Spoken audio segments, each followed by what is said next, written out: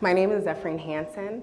I am now a stay-at-home mom and neurodiversity advocate, which what you probably understand is autism and mental health is what I mean by neurodiversity. So when I got out of the military, a friend of mine gave me this, a Dr. Seuss book, The Places You Will Go. And I'm going to share with you today some of the places I've actually been.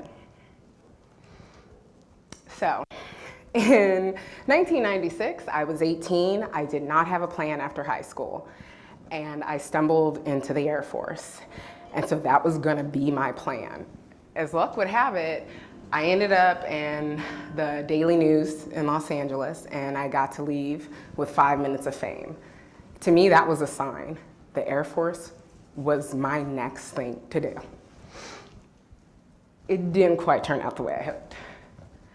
So from 1996 to 2003, I had a great career. I loved the Air Force, and I still love the Air Force. I met my husband, my best friend, I traveled, I also learned a skill. The Air Force taught me how to be a photographer, sent me to photo school, film, learn how to develop. I also, for a time, had the stomach to be able to see really rough things, and I was a medical photographer. My last assignment was at the Armed Forces Institute of Pathology. I documented the remains of soldiers who paid the ultimate price. I am honored and proud that I did that, but there was a cost for me. And so today, I still struggle with PTSD.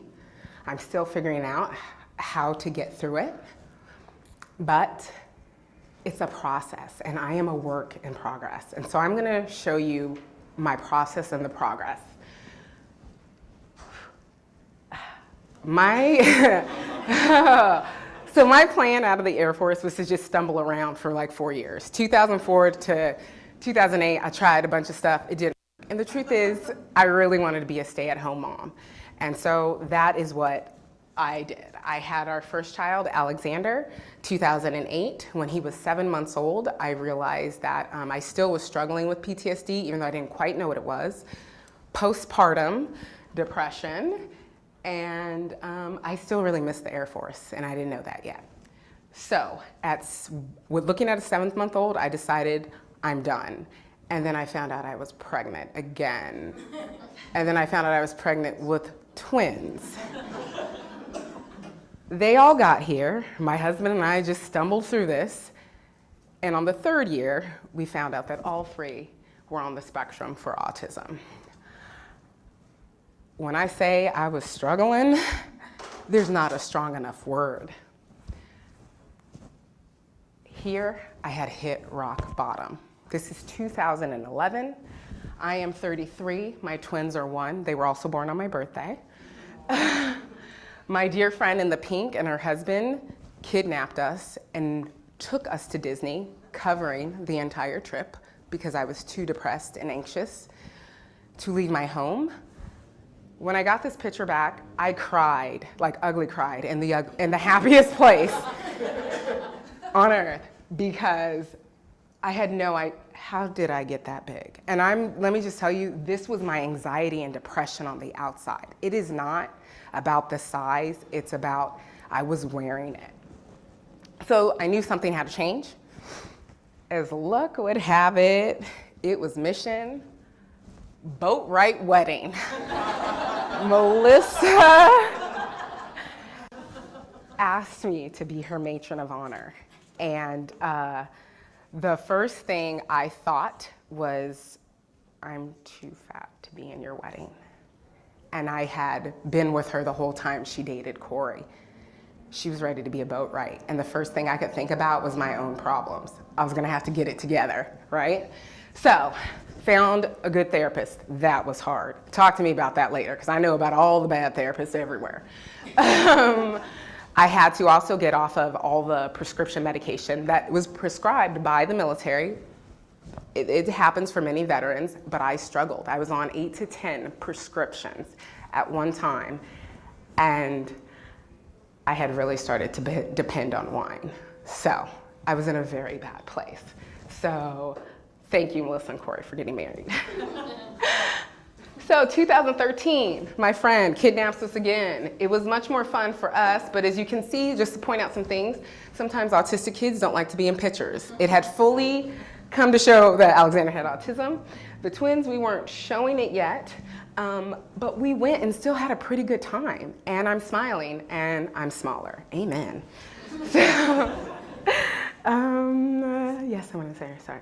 Oh, yes, 2013 is usually unlucky for other people, but it was my lucky year. 2013 is when I started to go up.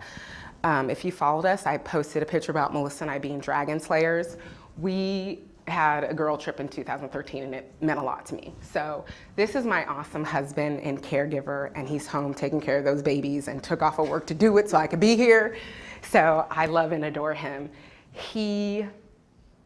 I got into mud runs. I wanted him to do one with me. He was like, fine, just pick one where I won't die. And so we did this one, and like, it was so awesome. And yeah, I'm just grateful for that time. So I was on a good track. Physical fitness really helped me. And physical fitness also helped my autistic kids. So my whole life is about emotional and mental wellness. And to do that, I learned to ride the waves. It's something my therapist tells me. If you have PTSD, ride the waves. If you have kids with autism, learn to ride the waves, because they do some stuff that I'm like, dear Lord. Okay. And this is Alexander after his first time surfing, and it was beautiful. I am learning how to swim and surf because my kid does. I am a valley girl who spent most of my time not getting my hair wet. But now I am gonna learn how to swim because my son likes to surf.